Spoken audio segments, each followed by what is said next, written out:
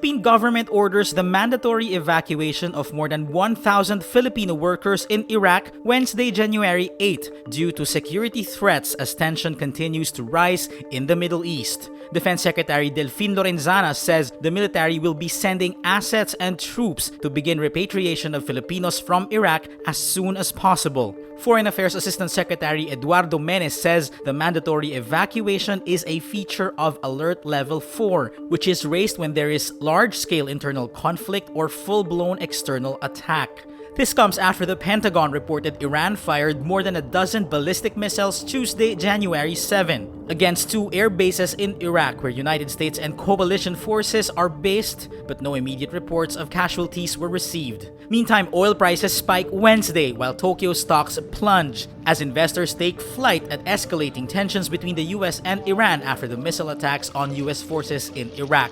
Iran's parliament passed a bill Tuesday, January 7, designating as terrorists all US forces who ordered the martyrdom of Iranian General Qasem Soleimani, who was killed in a US drone strike January 3. Meanwhile, a Ukrainian airliner carrying at least 170 people crashes shortly after takeoff from Tehran Wednesday, killing all passengers and crew on board. Ukrainian President Volodymyr Zelensky warns against speculation about the causes of the crash.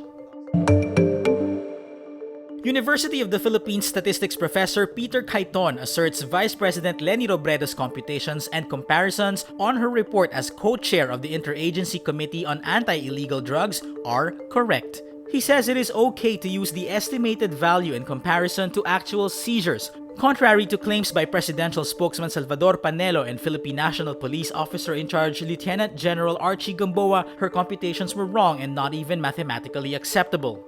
Meanwhile, President Rodrigo Duterte once again lashes out at Robredo. You know, for all of these years, she has done nothing. She is a colossal blunder. Colossal blunder.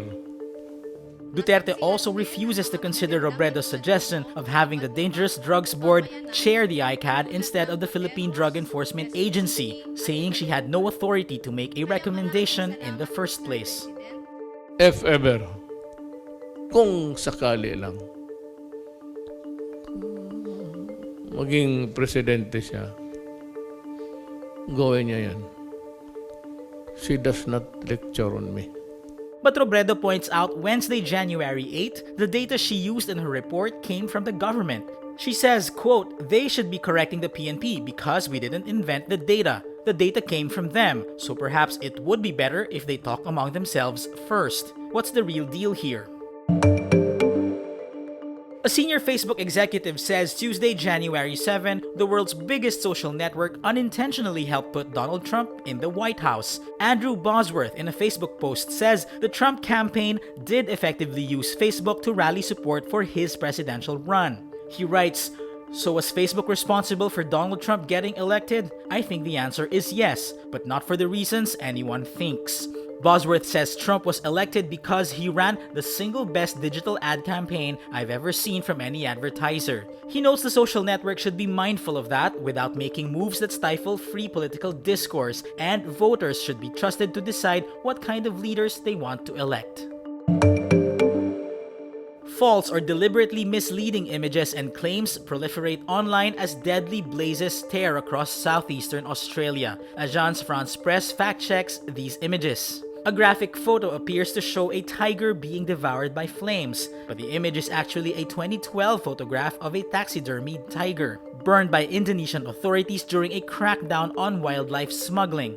A young girl is in a gas mask clutching a koala in front of a giant wall of flames and smoke, but the image was actually created by artist Thuy, which is, quote, intended to represent what we are going through right now. A photo of a woman and 5 children half immersed in water under a bright orange, smoke-filled sky has been shared repeatedly on Facebook, Twitter, and Instagram, but it was actually taken in 2013 during bushfires in Tasmania, Australia.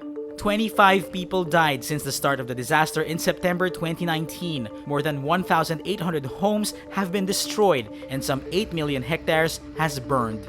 Firefighters, meanwhile, raced to contain massive bushfires Tuesday, January 7, taking advantage of a brief drop in temperatures and some much-needed rainfall before another heat wave strikes later this week.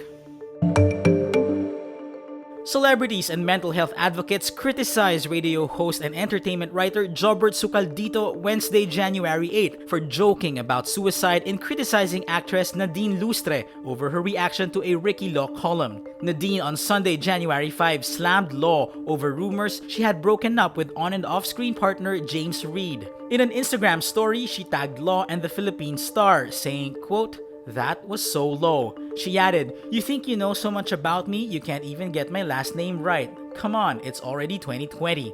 In the January 7 episode of his entertainment show Showbuzz on DZMM, Sucaldito said the actress's reaction to Law's column was disrespectful and then made his suicide comment. He said, quote, "Isn't that what they want? They show off their butts, wear tea bags, and put a caption about wanting to jump from a building. She should have jumped if that's the case."